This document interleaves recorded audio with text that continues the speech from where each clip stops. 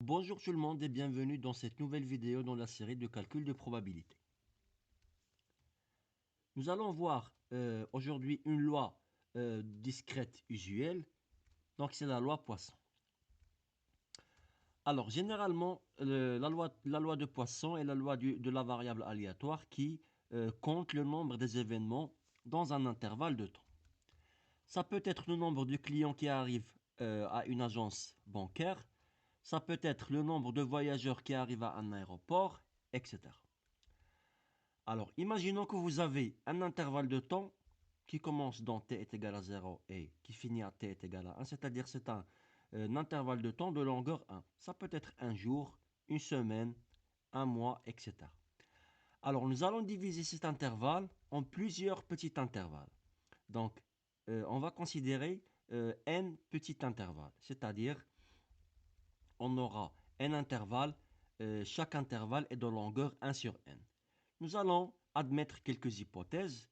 La première, c'est que la probabilité d'avoir une arrivée dans un intervalle de temps, c'est lambda sur n. C'est-à-dire, dans chaque intervalle de temps, on a la probabilité d'avoir une arrivée, c'est lambda sur n. La probabilité de n'avoir aucune arrivée, c'est évidemment 1 moins lambda sur n. Au maximum, on aura une arrivée dans chaque intervalle. C'est-à-dire, les intervalles sont infiniment petits. Du coup, c'est impossible d'avoir plus qu'une seule arrivée. Et soit on aura donc une arrivée, soit on n'aura pas d'arrivée, comme j'ai expliqué. Maintenant, définissons une variable qui est le nombre de succès parmi n essais de Bernoulli. Ici, nous avons les essais, donc c'est n essais. Donc chaque intervalle représente une épreuve de Bernoulli où on a deux possibilités. Soit on a l'arrivée d'un événement, soit on n'a pas l'arrivée d'un événement. Ce qui veut dire, ici donc le succès c'est d'avoir une arrivée. Évidemment, x suit la loi binomiale de paramètre n et paramètre n c'est le nombre de répétitions de l'épreuve de Bernoulli, comme on a vu dans la vidéo précédente. Et lambda sur n c'est la probabilité de succès, c'est-à-dire la probabilité d'avoir une arrivée dans un intervalle. Alors, la probabilité d'avoir k arrivé dans cet intervalle, dans un intervalle de temps, en appliquant la formule de la loi binomiale, on trouve, c'est le nombre de combinaisons de k éléments parmi n éléments, lambda sur n puissance k, a moins lambda sur n, le tout puissance n moins k.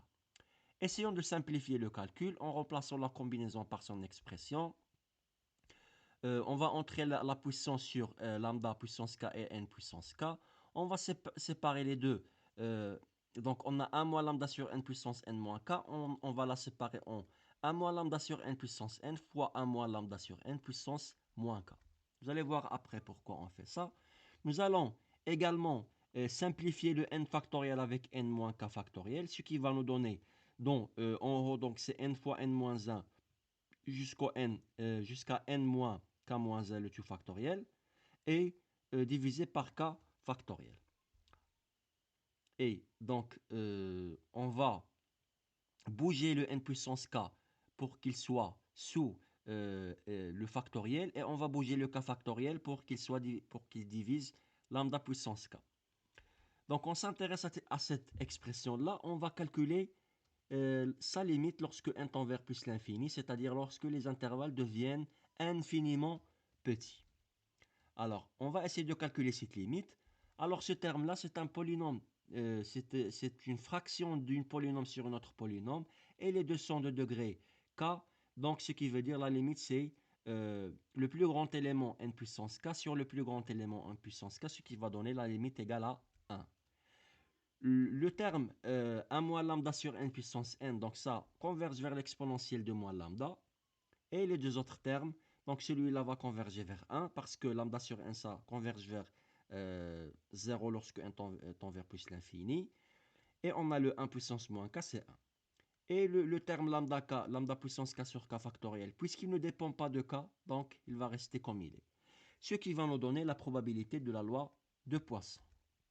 Alors, x suit la loi Poisson, ça veut dire la probabilité d'avoir k événements dans un intervalle de temps, c'est lambda puissance k sur k factoriel multiplié par l'exponentielle de moins lambda. Donc, c'est ça la relation qui lie la loi binomiale avec la loi Poisson. Voici donc un exercice. Dans une librairie au centre-ville, on observe en moyenne 12 clients par heure. Cette donnée est stable et permet de modéliser le nombre de clients arrivant par heure comme une variable aléatoire suivant une loi de Poisson. C'est-à-dire ici, X, c'est le nombre de clients qui arrivent dans cette librairie. Ça suit la loi Poisson de paramètre 12. La première question. Quelle est la probabilité que 15 clients visitent la librairie dans une heure donnée?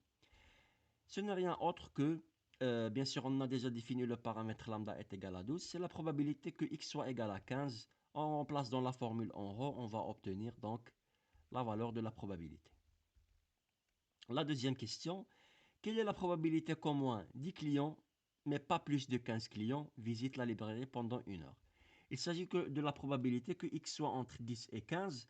Donc c'est la somme de 10 à 15 de l'exponentielle moins 12 de puissance k sur k factoriel. Merci d'avoir suivi la vidéo. N'hésitez pas à vous abonner à la chaîne si vous êtes intéressé par ce contenu.